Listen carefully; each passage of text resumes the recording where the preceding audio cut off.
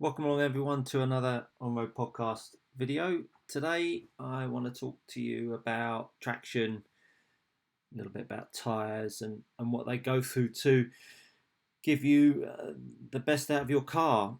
And I think it's a really big topic, and I'm certainly not an aficionado on it by any means, but lockdown has given me a bit more time to do a bit of research and learn a little bit more about it, and hopefully I can pass that on to you and you can get something from it. So another little presentation here.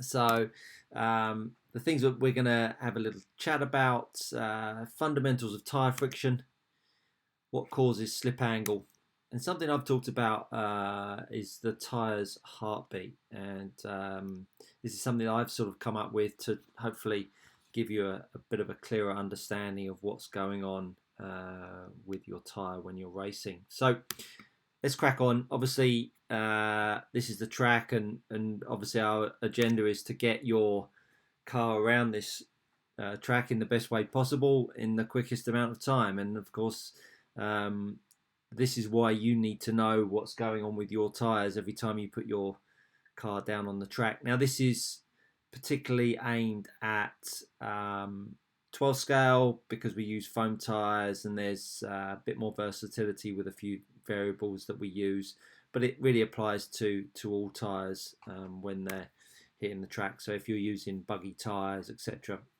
it really applies to you, and off-road, on-road, all of it.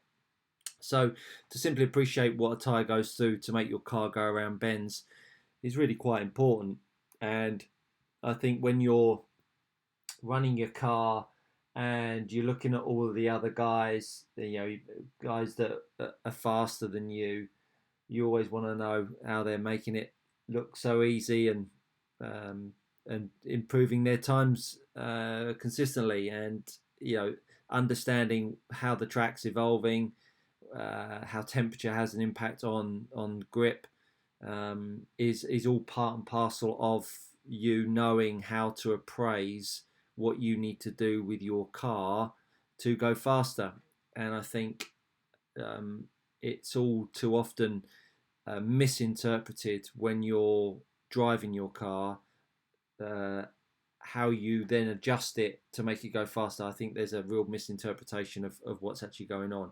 And hopefully, bit by bit, all of these different variables that I'm bringing to the table, you're sort of piecing them together in your own head to unlock the puzzle of car performance and car changes.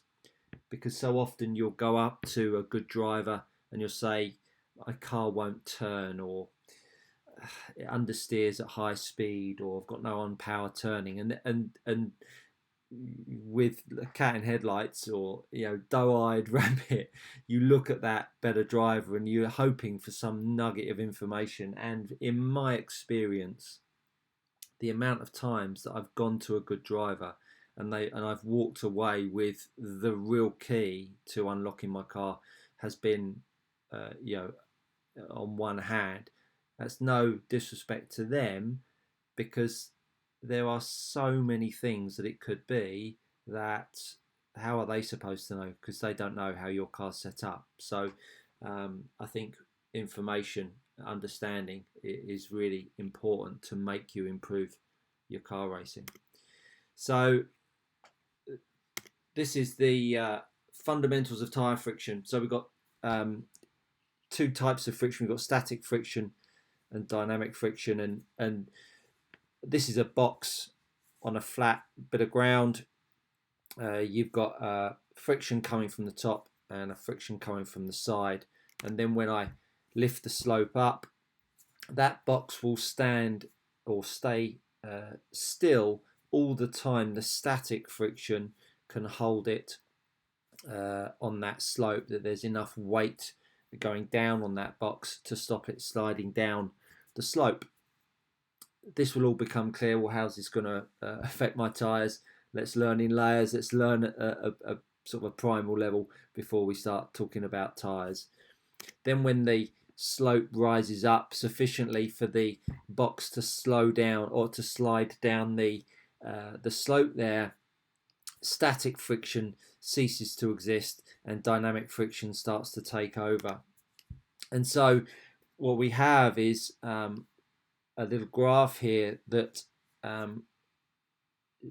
shows you how when the slope increases, you reach a point at the top where there's a peak of static grip, and then that static grip ceases to be able to hold that object in place, and then you start to move into dynamic grip, dynamic friction, where the box is now moving, and it will drop down, and then depending on how much slope there was, it will depend on how much dynamic friction there is, and whether that drops down enough all the way down to the bottom. And that's why you can drift a car and still be moving forwards, because there is still enough grip to drive the car forwards, but yet the car is moving sideways. So that's that's on a simple box. Now, of course, tires are slightly different, and the graph will look slightly different, which I'll come on to. But that's hopefully it gives you an understanding of when static friction stops and dynamic friction takes over. Again, I'm not an aficionado on this, but I feel like I've learned enough to pass this on. And in these videos, I was much about me sort of articulating how I believe it to be, so I can look back over them and pass on some help to other people to understand what goes on in a tyre. So if I have got anything that you disagree with, feel free to comment in the box below, because it's always useful that we all learn together. So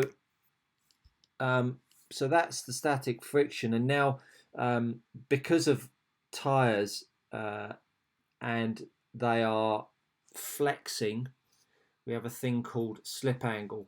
Now this is an important part of how the tyre performs and what you're feeling as a driver. And I think this is the part of the misinterpretation of what your car is doing and what it's not doing. So a good example was we ran a national at Eastbourne on ETS carpet, and everybody thought that the grip was really high because everyone's car was becoming really twitchy, really hooky. And what was actually happening is that you had no grip initially, and then you had loads of grip. And so actually it was due to the low grip nature of that track that caused the twitchiness or the hooky nature, the instability of the car, rather than focusing on how much steering you eventually got. People were trying to calm their cars down when actually you had way too much grip in the middle of the corner rather than at the start of the corner, so it just unbalanced your car. So I think slip angle and how your tyre is operating in what part of the window is really a big part of how you understand your car's behaviour to then make an applicable change to improve that. So the slip angle, so we've got a tyre here, this is going in a forwards direction. There would be no slip angle as it's known when the tyre is turning. When we then start to turn the tyre to the left, what starts to happen is the tread that has got friction between the ground and the tyre tread itself will try to lean the tyre over, because it's if you're turning left, you're going to have a lateral force to the right, and it distorts the tyre. So the tyre tread itself is actually holding on to the friction on the ground, whereas the wheel is actually trying to turn in the opposite direction. So the input on your controller is trying to turn the wheel to the left, but the foam or the rubber tyre is trying to go in a different direction because of the lateral force. And of course the opposite happens when you then turn the wheel to the right. The lateral force therefore goes to the left. Now this is not an instantaneous thing that happens. This is not something that is a flick of a switch. It can be a gradual thing. It can be a slow, a quick thing. Again, depends on a few variables. So when we then come to think about the tyres that we run on our cars, when you pull the tyre out, when it comes out of the box. Now, if you're running obviously rubber tyres, this isn't applicable, but when you're running foam tyres, we get them out the box and they are set at sometimes 46 millimeters. So on the right hand side, we've got like an SUV tyre, and on the left hand side, you've got a low profile tyre. Now, when you look at the total diameter of these two tyres, they're exactly the same, but the difference in terms of the amount of rubber that is between the wheel and the surface of the track is distinctly different between the two wheels.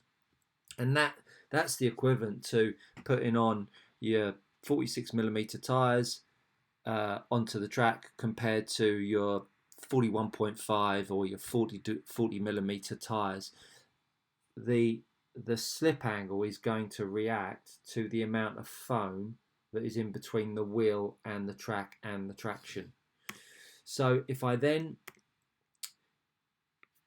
imagine that you're turning the wheel sideways, so you're now looking down the tyre or on top of the tyre, whichever you like, but I've now taken the wheels away, and obviously I've now shown you where the yellow part is the wheel, the white bit is the tyre. You can see the difference in the gap between the wheel and the tyre. On the right hand side, that was the SUV tyre, and on the left hand side, the amount of tyre between the wheel and the tyre is the low profile on the left hand side. Now when we go to turn the wheel itself, because there's more tyre between the wheel and the tyre on the surface of the road, both wheels are turning at 10 degrees, but the difference in the slip angle, again, this is just I've just made these numbers up, but to give you an idea of what actually happens, the slip angle will reduce or increase depending on the size of your tyre. Now, the bigger the slip angle, the more the tyre leans over, the more grip it gives you. The less slip angle, the less the tyre leans over, the bigger the smaller the window. So if you've got a low grip, low traction track, bigger tyres, bigger foam tyres will give you the ability to have more traction. If you run really thin, skinny tyres on the left hand side with a smaller slip angle, that will therefore give you less grip. So when you go to these high grip tracks, like we've talked about many a times, talking with Ollie Payne on Saturday night, we went to the NYGP, you true these tyres down to absolutely zero. Part of the reason, again, there are other reasons why you do this, but one of the reasons also is the fact that it's making the differential between the wheel and the tyre so small. And then when you then put glue on the edge of the tyre, you're making that tyre effectively behave much, much stiffer and almost turning it into the wheel. So you've only just got a complete wheel with a little bit of foam on the end. So the ability to take away the foam makes the tyre more stable, so that when you turn, it has more of an immediate effect in sensation to the turning of the car, because there isn't this huge amount of foam that is creating almost like trying to eat with a pair of boxing gloves on. You've got no feel, got no sensation.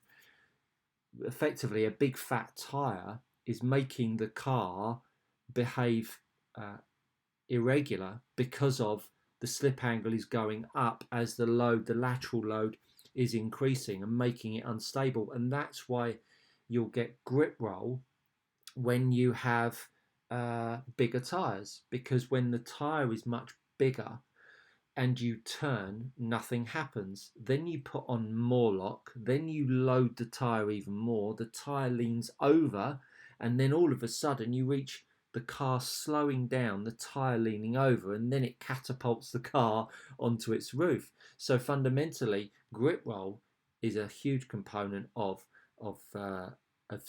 tyre size. So on the left hand side and the right hand side, we can see the difference in tyre between the wheel and the outer contact patch onto the ground.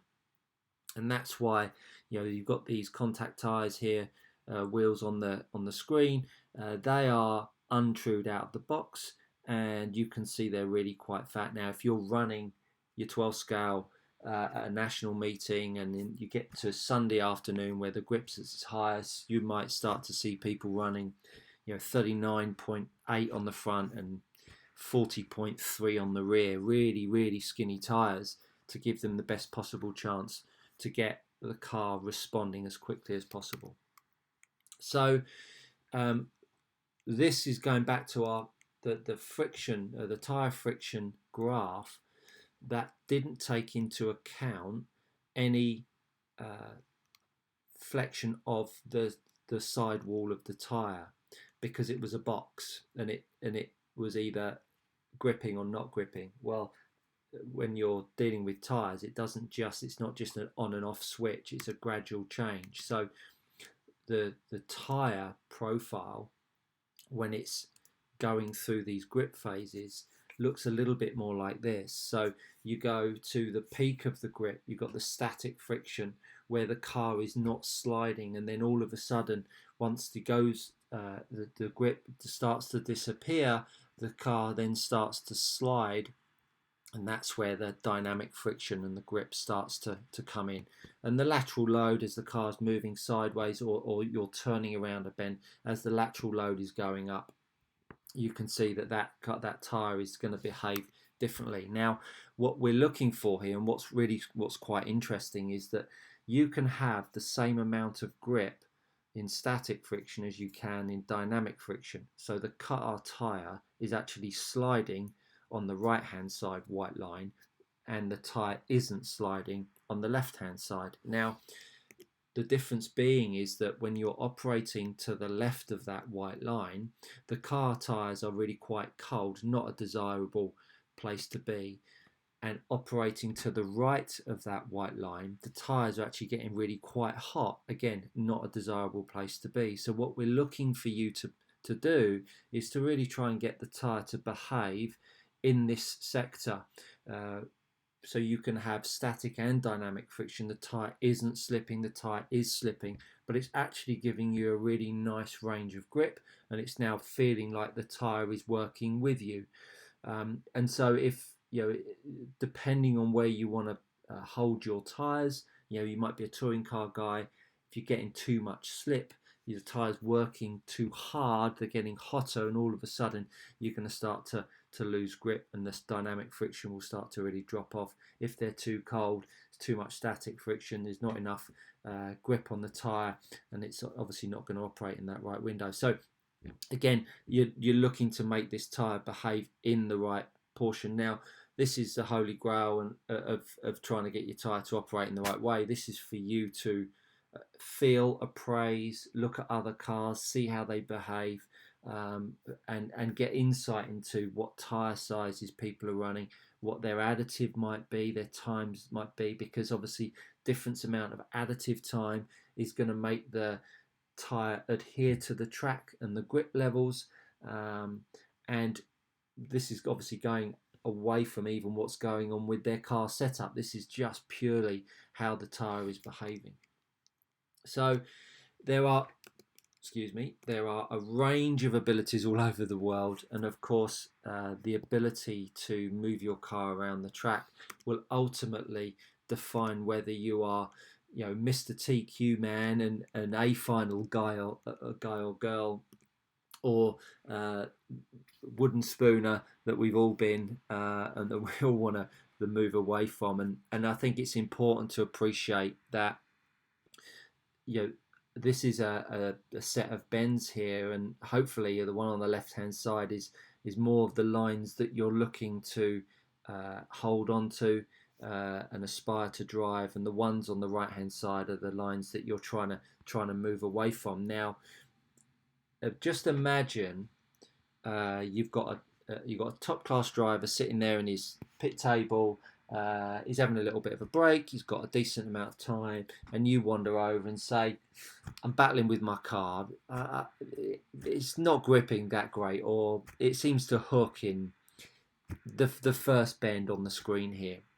Well, you can appreciate that if your lines are the way they are on the right hand side, no matter what comes out of that chap's mouth, is going to be really difficult for him to give you a huge insight into what you need to change there and then to move you forwards. He would need to get up off his chair. He would need to come out and watch your car go around the track. He would need to have a look at your car.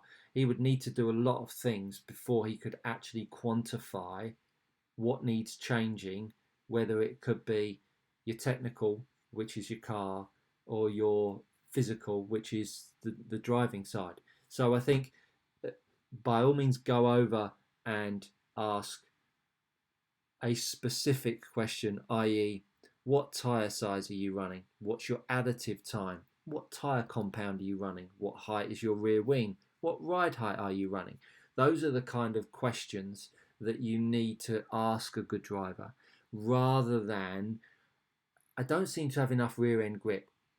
What can I do? It seems like a logical question, but it's a really open-ended answer that guy's going to give you. So it's really difficult. So this is a really, hopefully, an illustration of two different lines around the track, but you can see that really you can't just give a sweeping statement or sweeping answer to give you more rear end grip. So the heartbeat of a tyre as it's going around the track for these two guys is going to look very different. If you're looking at the guy on the left hand side, where he's got what I would consider 10 hot spots of his tyre, so where the change of direction is going to be, or going to create some irregular changes of direction over a course of a track, that starts to make his tyre behave and perform or hang out outside of that corridor that we talked about on the lateral load grip graph on the right hand side. So if you're creating a lot of slip, a lot of handling issues, lines could be the first thing that you go to before you go to changes. So something that I did a couple of seasons ago was, in the first round of practice, I reduced my throttle. Now you can do it in a couple of ways. I never went above half throttle for the whole of practice. Now you've got to be careful doing this, because if you're in a decent heat and you've got fast guys coming around, you need to be aware that they're warming up, they're practicing, and they're going to be going faster than you. You need to make sure you stay out of the way. But I did that for a full 8 minutes, just to make me drive around the part of the track that I know I need to be on, because I've got a reasonable idea of where I need to have the car on a track. So I just spent for 8 minutes driving around on the right lines, because in practice there's no grip. Nobody knows really what the track's like, because nobody's driven it before, and everybody goes out driving like they're going in round 3, hitting everything, and then you're having to rescue the car. Now immediately you've almost put a blueprint of the track in your brain, of the car bouncing off of barriers and it not handling very well. So if you went around the track driving really slowly, the tyres wouldn't be stressed. The car, no matter how it's set up, would go around the track pretty well if you were driving at only half throttle at max. And I mean half throttle, like everywhere, down the straight, everywhere. Just half throttle, no more than. You'll then get an opportunity to drive the right lines. And at that point, you're then going to start to make your car work around these sections, these types of loads on the tyre, just in this slow speed, which allows your tyre to operate more in this window on the right hand side, that high grip window, because it feels like it's really easy to drive, because the grip's there, because the car's lateral load has really gone down, and it's much easier to drive your car. And that's all you've done. You've literally driven slower, you've taken the lateral load away, and you've made the car stick to the ground, which has then allowed you to drive around the track. Now, as the grip disappears because the lateral load increases and the tyre starts to flex and starts to change, it becomes harder to drive. So the car all of a sudden behaves like it was previously when it was all over the place. All you've done is you've matched the speed and your ability to drive the new track consistently to then give your car the best possible chance to not hit the barriers. Then as you pick the speed up, you're then able to find out what areas of the track you're starting to not drive very well, where the car loses grip, and then you've got a bit more of a ground zero, if you like, to find out what you need to do to your tyres or your driving lines. So we've got two different types of tyres here that and how they load over the 10 points on that track. The top left hand one, you can see the heartbeat is going up and down, really chaotic. That's going to make you a very hot boy if you're working out in the gym, or the tyre that you're using around the track when you're making these chaotic lines and loading the tyre really aggressively. It's going to make the tyre really hot. It's going to make it really unstable. It's going to make it have to work extremely hard. Whereas the TQ guy or girl on the bottom right hand side, you look at their tyre's heart rate, because the amount of load that's going onto the tyre is far less and more consistent. All of a sudden that tyre is way more stable, gives the car much better opportunity to behave, which is more like you feel when you're driving around at half throttle. So that driving around at half throttle is a really good way of feeling how the car should be when you're driving at full speed. And if you then gradually upped the speed of your transmitter as you went on during the day, I think you would find that actually your driving would improve and you'd hit less things and you'd have a better appreciation of what you're putting through the tyre. So in summary, decide on the grip level at the start of the day and how it may change, because I think that's a really important part of understanding what's going on the track. Ask a trusted source and try not to ask too many people. Difference of opinion will confuse. If you start asking 10 or 15 guys, goodness me, your head's gonna be in the bin. Ask 1, 2, maybe 3 trusted good drivers what they think the grip is, where they think it's at, and then go from there. Evaluate how stiff or soft your car is in reference to the grip level. Remember, you need to load the tyre to get it to operate in the fat part of that grip curve, but you don't want to overload it or underload it. So you've got to find that window of traction for the car to behave. And that's where people, they talk about, you can make your car stiffer to behave quicker, but if the grip isn't there to support that, your car will go outside of that window of grip that we've done showed on the graph there. So you've got to remember that your tyre has to operate within that corridor of grip, or else making it stiffer or making it softer won't make a blind bit of difference if you are way outside what the grip can offer you. Decide on how thin or fat you want to go with your tyre size. This will really impact the level of the grip that the car will have on the given grip level. So let's say you go to Tamworth, let's say you go to Ada, outdoor track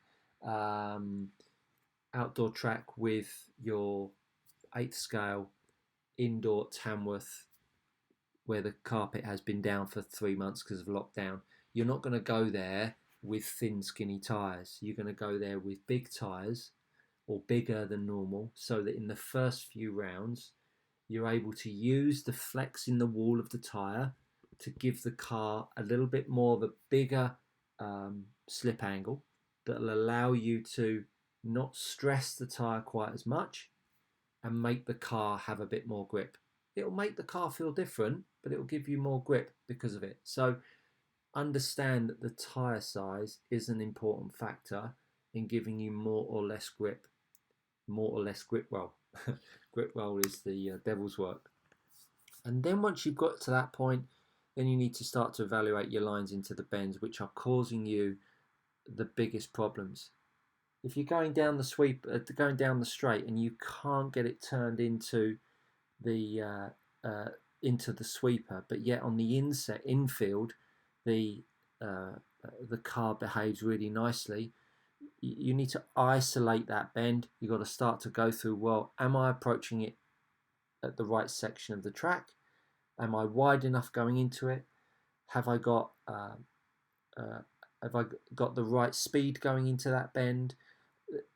What's going on with the front end of the car? Is it the front end pushing?